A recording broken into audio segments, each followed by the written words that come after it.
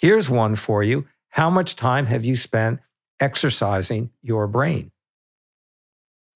I don't think people think about that. Okay, well, it's 35% or more of when you think about aging. And then the things that we have to deal with, I don't remember that things quite the way I used to. There's, oh, I forgot that. Or, I noticed that I'm not as focused as well, guess what? Nobody is spending any time exercising your brain. Meaning reading or puzzles or... I'll let him talk. I think cognition is a great example of something that is wildly important to all of us, but wildly untested, right? Like how many tests have we done to measure our executive function or our working memory or our reaction time or peripheral vision? We don't do these. Pretend I'm a 12-year-old and tell me what exactly you mean by this brain exercise or cognitive function. Yeah, so we know now that 1 in 9 adults over 65 are living with Alzheimer's or dementia. Right? We know 1 in 3 over 85 are. It's killing more people than prostate and breast cancer combined. Right, and so we have this myriad of information on how to improve our physiology, our physical health, our lean tissue mass, our body composition. But no one's really talking about cognitive health. And that's because it's very early science, right? We have people on our board like Rudy Tanzi is a great example out of Harvard who discovered the Alzheimer's gene. Right, Rudy is now working on several different interventions, hardwares, tools that we can ultimately democratize to help people to optimize their brain health. But can you give us a sneak peek of what do you mean by exercising your brain? Yes. How does one actually do brain burpees or whatever? Brain burpees, that's what the business should be called. It's yours. Yeah. That's better than Wonder Health, brain burpees.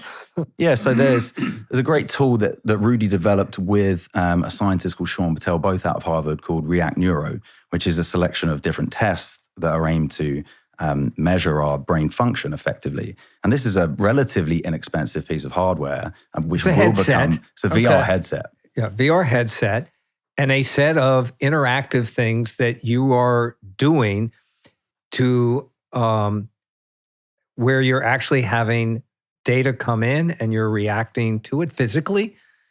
And that actually is an exercise for your brain. It's actually kind of fun. It's a little bit like playing a video game. Yeah. Right? But it has that like that Shrek video game. It has that familiarity to it, but this is actually, and you should talk about, we have a particular person and this is new, so let's be really clear. We're at the beginning here. But you should talk about the one person that you've actually done some work with on this anonymously. Well, we've done it with a number of members. Now, who specifically are you thinking about? One that had that one who had an improvement. Big name. But we've got a number of we'll just pick anyone. Yeah, very well known CEOs, founders, celebrities who are going through this process and have gone from like level 1 on this React headset up to level 5, like the same as an NFL player might be in terms of like peripheral vision and reaction time and multiple object capture, all metrics that we know influence which they weren't brain before health. They started doing these exercises.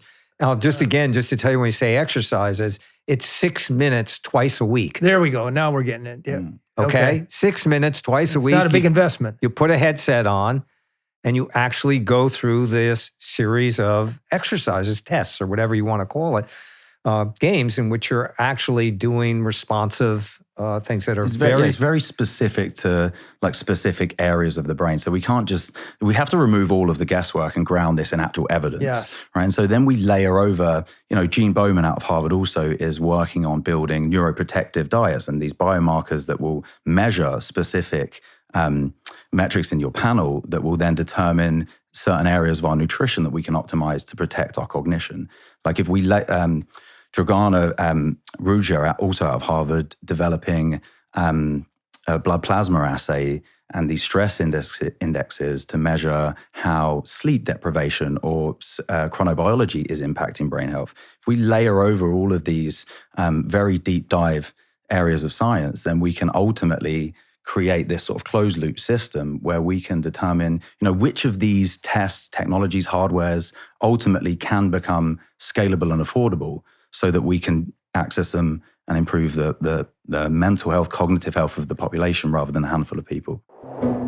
So if you like that clip, there's a lot more where that came from. So hit the like button, subscribe to the channel, ring the bell so you won't miss our new videos as they come out each week.